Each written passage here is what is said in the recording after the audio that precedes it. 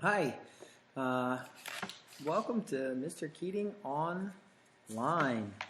So, for this video, I'm going to show you how to do a freezer paper t-shirt using a simple design, and this is just for us to practice.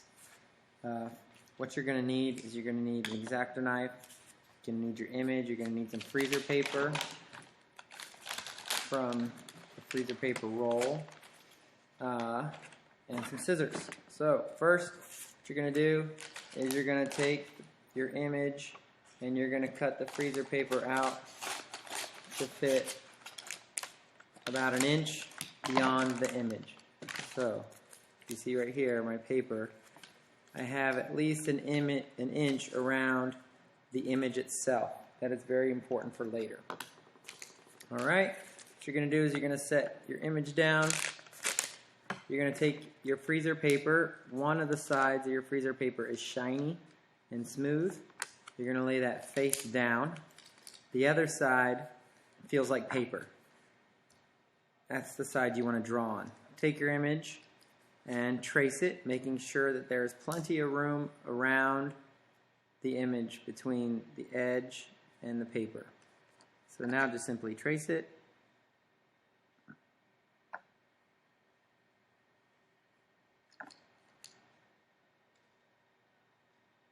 It's good to hold it down the whole time you're tracing it because you don't want it to move.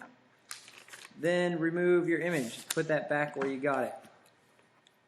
What we'll then do now is take our X-Acto knife, and I'm going to cut out the Nike symbol.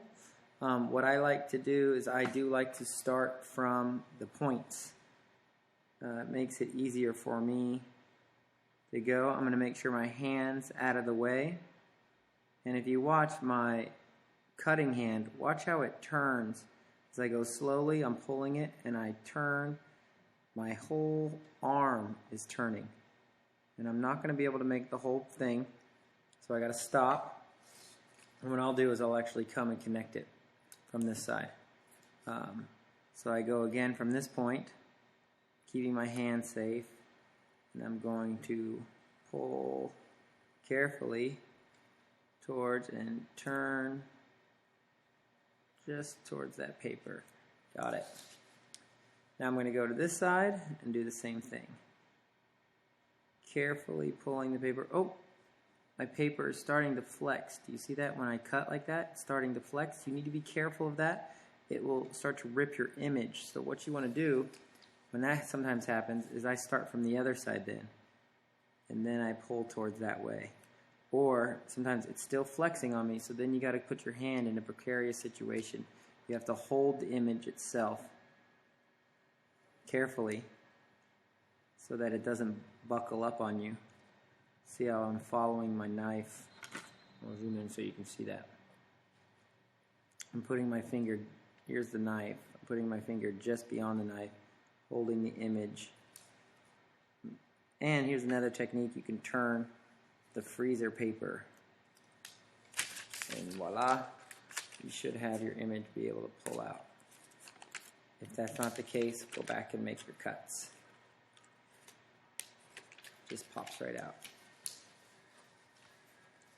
Then set your knife aside, let your neighbor borrow it. Now you are ready to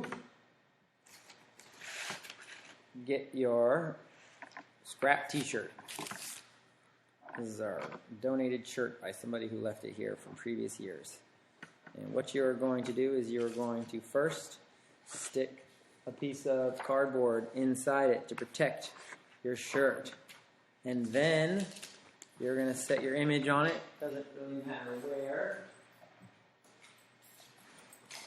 And then you get the iron, which I just left to go do. Went and got the iron. I plugged it in near me, and then I'm going to turn this dial all the way to cotton, because the majority of you should be doing this on cotton t-shirts. And then let me zoom out again. Once you do that, you want to press down, down, not go side to side. So I'm going to press down pick it up, press it down, pick it up, press it down, pick it up, press it down, and then I can maybe give it a little bit of wiggle. But I don't want my design to be showing on anything on the edge. Now I'm going to check, ouch, it's going to be hot, so be careful. Whew. But you want to check that. If you can feel like anything like that on your image, it's not done yet. This doesn't matter right here for us, only the image itself right here. Then what you're going to do, hopefully the bell doesn't ring, is you shake your paint. Take your paint, shake it, be careful. I like to just pour it right over my image, just a couple of drops here, and a couple of drops there. Close my, be very careful. You guys are coming in soon.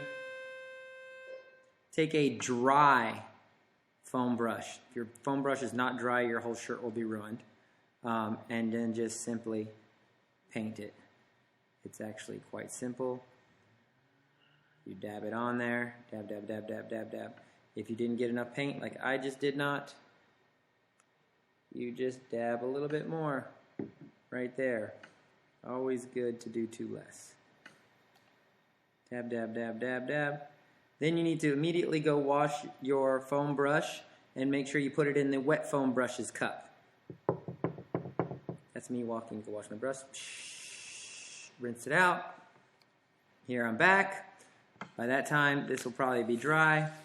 You can pull it off, and voila, you have completed your practice test run.